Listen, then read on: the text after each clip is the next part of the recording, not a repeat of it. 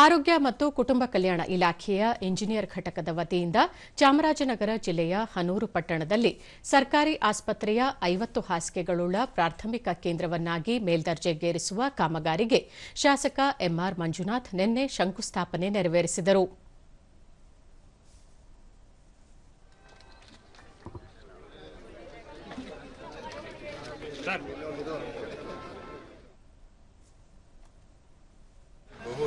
ದೂರದರ್ಶನದೊಂದಿಗೆ M R Manjunath Hanur ತಾಲೂಕಿನಲ್ಲಿ ಪ್ರಾಥಮಿಕ ಆರೋಗ್ಯ ಕೇಂದ್ರಕ್ಕಾಗಿ ಅನುದಾನ ಬಿಡುಗಡೆ ಮಾಡಿರುವುದರಿಂದ ಕ್ಷೇತ್ರದ ಜನರಿಗೆ ಅನುಕೂಲವಾಗಿದೆ. ಇದರಿಂದ ತಾಲೂಕಿನ ಜನತೆ ಹೆಚ್ಚಿನ ಚಿಕಿತ್ಸೆಗಾಗಿ ದೂರದ ಕೊಳ್ಳೇಗಾಲ, ಚಾಮರಾಜನಗರ, ಮೈಸೂರಿಗೆ ತೆರಳುವುದು ತಪ್ಪುತ್ತದೆ ಎಂದರು. ಹನೂರು ಕ್ಷೇತ್ರದ ಎಲ್ಲ ಜನರಿಗೆ ಆರಕ್ಷಲಿಕ್ಕೆ ಈ ಸಂದರ್ಭದಲ್ಲಿ ನಾನು ಖುಷಿಯಿಂದ ಹೇಳಲಿಕ್ಕೆ ಬಯಸ್ತೇನೆ. ನಾವು ಏನು 50 ಬೆಡ್ ಹಾಸ್ಪಿಟಲಲ್ಲಿ 100 ಬೆಡ್ ಆಸ್ಪತ್ರೆಯಲ್ಲಿ ಏನು ಮೂಲಭೂತ ಎಲ್ಲ ಏನು ಟೋಟಲ್ ಪ್ಯಾಕೇಜ್ ಏನಿದೆ 100 ಬೆಡ್ ಹಾಸ್ಪಿಟಲ್ ಅಷ್ಟೂ ಸಿಗುವಂಥದ್ದಿದೆ. ಒಟ್ಟು 15 ಕೋಟಿ 40 ಲಕ್ಷ ವೆಚ್ಚದಲ್ಲಿ ಇದು ನಿರ್ಮಾಣ ಆಗ್ತಿದೆ.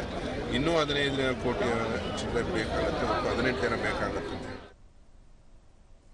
ಜಿಲ್ಲಾ ಆರೋಗ್ಯ ಮತ್ತು ಕುಟುಂಬ ಕಲ್ಯಾಣಾಧಿಕಾರಿ ಡಾ ಚಿದಂಬರ್, ನೂತನ ಪ್ರಾಥಮಿಕ ಆರೋಗ್ಯ ಕೇಂದ್ರವು 18 ತಿಂಗಳಲ್ಲಿ ಪೂರ್ಣಗೊಂಡು ಕ್ಷೇತ್ರದ ಜನರಿಗೆ ಸಮರ್ಪಣೆಯಾಗಲಿದ್ದು, ತಾಲೂಕಿನ ಜನತೆ ಇಲ್ಲಿಯೇ ಉನ್ನತ ಚಿಕಿತ್ಸೆ ಪಡೆಯಬಹುದು ಎಂದು ತಿಳಿಸಿದರು. 2 ಓಟಿ ಥಿಯೇಟರ್, ಆಪರೇಷನ್ ಥಿಯೇಟರ್ 2 ಬರುವಂಥದ್ದು ಇಲ್ಲಿ ಇದೆ.